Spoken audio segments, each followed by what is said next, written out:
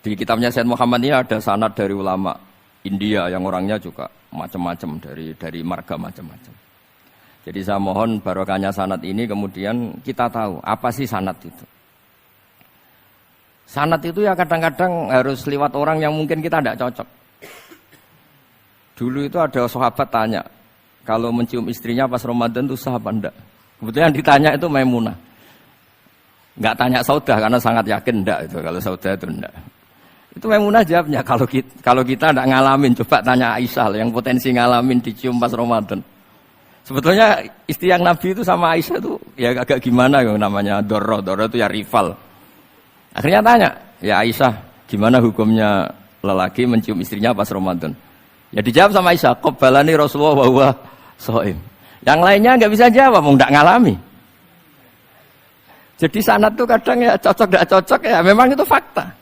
Cara mandi junub, kayak apa pinternya sahabat cowok kalau mandi junub ya tidak tahu. Akhirnya tanya sama Sayyidah Aisyah, sama Sayyidah Maimunah. Apapun dekatnya istri Rasulullah, kalau perang ya tidak tahu. Wong itu lelaki. Begitu juga afdhalus sahabah kayak Abu Bakar, kadang harus mendapatkan hadis dari orang-orang yang nyun sewu agak deso. Bahkan kadang maula kayak Sauban, kayak Rabi'ah bin Ka'ab.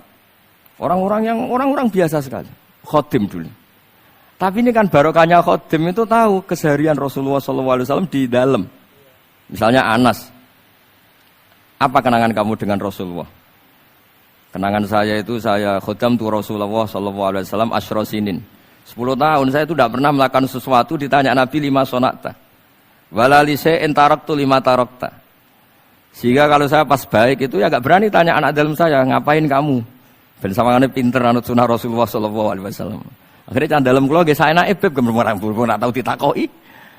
Jadi hal-hal seperti ini itu keseharian yang harus kita suka. Di antaranya lagi, inna min khiyari ummati fi ma nabba'ani al-malul a'la. Kauman yathakuna jahron. Di antara nanti umat pilihanku adalah orang-orang kalau tertawa itu keras sekali. Kauman yathakuna jahron. Itu dulu juga padahal ada riwayat kasratu dhahki tumitul qalba. Banyak tertawa itu bisa mematikan hati. Tapi ini juga dilawan kalau banyak cemberut bisa frustasi. Sehingga di ilmu ini cerita saya nanti di tasnya Habib Jintan. Semoga nasinya bener, saya tamu pasti dihormati. Enggak penting bener ndak itu enggak penting. Yang penting tamu itu dihormati. Ya kebetulan saya ini tadi kan hormat mbah saya masih bahasa Mbah Mutamakin di Hajan. Terus pagi tadi hormat buka luar di Sunan Kudus. Jam 7 saya tadi di Kudus.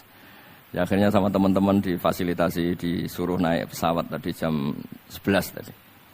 Tapi saya tidak capek karena memang saya senang cerita sanad. Tapi yang lucu-lucu saja. Nanti yang serius jangan saya, yang lucu-lucu saja. Biar lucu sampean tuh tidak ngawur, tapi ada sanadnya. Ada seorang mufassir yang bilang ketika nafsiri wa annahu wa adhaka wa abka. Allah itu zat yang memberi kamu tertawa. Mbok kamu ingin susah, tidak akan tertawa. Tapi kalau Allah menghendaki ya tertawa aja. Ada orang miskin frustasi, maunya gak tertawa. Tahu-tahu jalan-jalan ngerti badut, ya akhirnya tertawa. Ya karena adhaka itu fi'lullah. Kalau Allah menghendaki mau apa? Karena adhaka itu fi'lullah. Gak bisa. Orang yang baru seneng kayak apa, gak ingin nangis. Tapi kalau Allah menghendaki wa abka, dinangiskan ya tetap menangis. Wa anna wa adhaka wa abka. Karena kita ini semua adalah objek oleh kudrahnya Allah Subhanahu wa ta'ala. Saya itu sebenarnya paling tidak ingin ngaji bareng Habib tuh. Selain kalah nasab ya kalah ganteng. Ya tapi ditakdir mau apa? Ya sudah sami'na wa ata'na. Jadi saya saat ini tidak cari pahala benar, tapi pahala tawadhu karena diundang ya. Sudah penting benar salah, penting tawadhu. Jadi saya tadi sedang rayu sama Allah, ya Allah. Saya kali ini tidak cari benar, cari tawadhu. Dah mesti pahalanya besar tawadhu itu. Jadi supaya Islam ini gampang ya. Saya pernah cerita ke kiai yang khusyuk. Kalau sholat lama sekali tak ceritain hadis. Nabi itu gak pernah menegur orang yang sholat cepat. Yang ada itu sanad negur sholat lama. Terus tak ceritain hadisnya Mu'ad, tertawa-tawa deh. Gus kamu itu raan kok masih punya dalil. Saya punya sanad. Ada nggak sanad Nabi negur orang yang baca surat pendek? Nggak ada. Yang ada itu yang baca surat panjang. Nanti bisa direvisi sama Habib Jidin kalau nggak cocok. Tapi ini yang rileks saja. Karena potongan Islam Jawa ini kalau tidak berat nggak akan kuat. Jadi ya sudah. Inna minkum munafirin katanya Nabi. Sholat yang terlalu lama itu munafir kata Nabi. Afattanun anta ya Mu'ad. Kamu bikin umat ini nggak nyaman karena kalau kamu jadi imam itu lama sekali. Ini alhamdulillah betul. Hadis ini harus kita hafal betul. Nah, supaya Islam ini meskipun pilihan-pilihan keseharian itu ada sanad itu saja kepentingan saya. Yat amu ma yajiduhu fi ardi wa yalbasu ma yajidu wa yarkabu ma yajidu.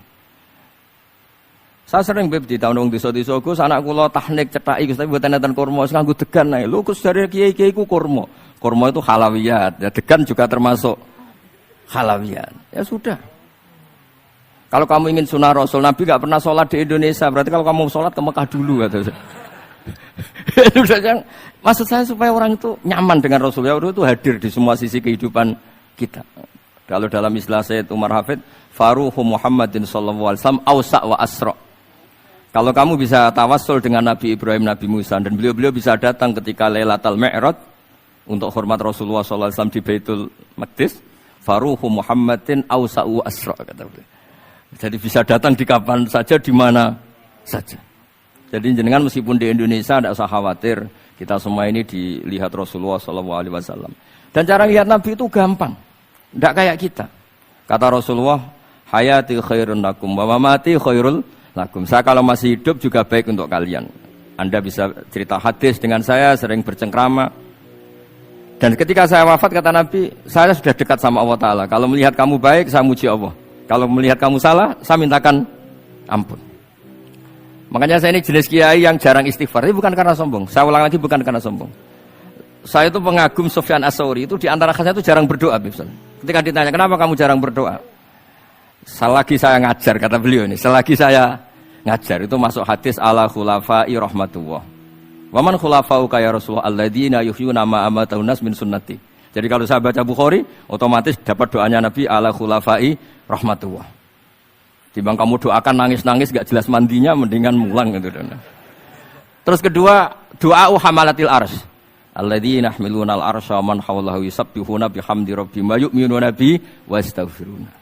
Kita semua sudah diistighfari sama malaikat hamalatul arsy. Rasulullah juga wastaghfir li dzambika walil mu'minina wal mu'minat. Fastighfaru Rasulillah qad kafana wa fawqal kifayah kata beliau. Artinya gini, kalau kangkang jarang istighfar jangan karena sombong, manfaatkan fasilitas ini gitu. Jadi semua itu jangan sampai kita ada istighfar karena jafa, karena jafatul qalb, karena qaswatul qalb. Enak lah kalau ada fasilitas gitu, ada fasilitas. Itu kalau saya pidato di depan Gus-Gus. Kalau di depan Habib Mbak berani, di depan Gus-Gus. Itu ada yang setengah beling, setengah ada alim, ada yang alim. Terus yang beling-beling pesan sama saya, Gus tolong bela kami maksudnya. Ya kadang-kadang mubalek kan order, pesenan itu. Terus tak bacain ayat. Walladzina amanu wattaba'athum dzurriyyatuhum biimanin alhaqna bihim dzurriyyatahum wama alasnahum min amalihim min syai'. Orang aba-abanya iman, anaknya iman itu nanti surganya disertakan mbahnya. Meskipun kelas amalnya tidak sama. Jadi mbah-mbahnya alim alama, anaknya yang tidak alim nanti surganya sama-sama yang alim. Kenapa sih kalau ada fasilitas gak dipakai? Pakai aja gak apa-apa kan. Yang alim yang komplain. Sudah kamu yang alim dihormati, dicucup, salami template, yang ikhlas saja, tidak usah protes kata saya gitu. Artinya saya inginlah keseharian kita yang awam, yang apa, itu harus cari backupan hadis. Supaya semua keseharian kita itu ada apa? Sanad. Misalnya sampean kalau malam itu nggak bisa tidur, tahajud ndak, witir ndak, ya mutolaah ndak. Tapi lihatlah itu sebagai tarkul ma'asi. Apa tarkul ma'asi? Alhamdulillah. Malam ini saya ndak zina, ndak maling, ndak dugem. Coba kalau kamu malam-malam di kamar, itu namanya apa? Ndak tahajud, ndak witir kan? Tapi kamu harus syukur karena itu tarku zina, tarku sarikoh, tarku kada wa kada. Supaya kamu tetap syukur sama Allah Ta'ala. Itsmamin mubakhin ila wa yatahaqqaqu bihi tarku haramim ma. Setiap mubah yang kita lakukan pasti di saat itu ada haram yang kita tinggalkan. Makanya dulu banyak orang-orang soleh yang semalaman tuh guyon tok. Guyon sampai pagi. Bukan karena ingin urakan enggak. Karena mengalahkan setan malam itu godaan mungkin ingin ngintip siapa itu masih kuat sekali. Ingin nonton siapa itu kuat sekali. Terus setan dilawan dengan guyon. Ternyata setelah guyon tuh asik, tahu-tahu pagi dandutannya selesai. Oh itu setan bisa setruk melawan orang alim seperti ini. Karena nilainya tarkul masih. Meskipun dengan cara guyon, karena kalau yang cara wiridan itu calon wali, Beb. Kalau yang nggak calon wali, ya pokoknya tarkul maksiat. Maksud saya supaya harian kamu yang biasa-biasa saya ini menjadi luar biasa karena ada sanad. Ada apa? Ada sanad.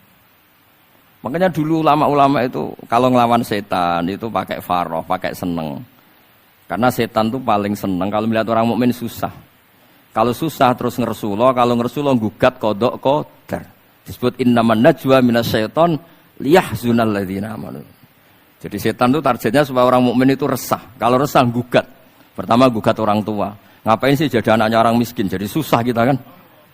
Kalau yang enggak mulia ngapain jadiannya Parman? Kalau saya Habib kan langsung mulia. Kalau Gus kan langsung mulia. Gugat orang tua.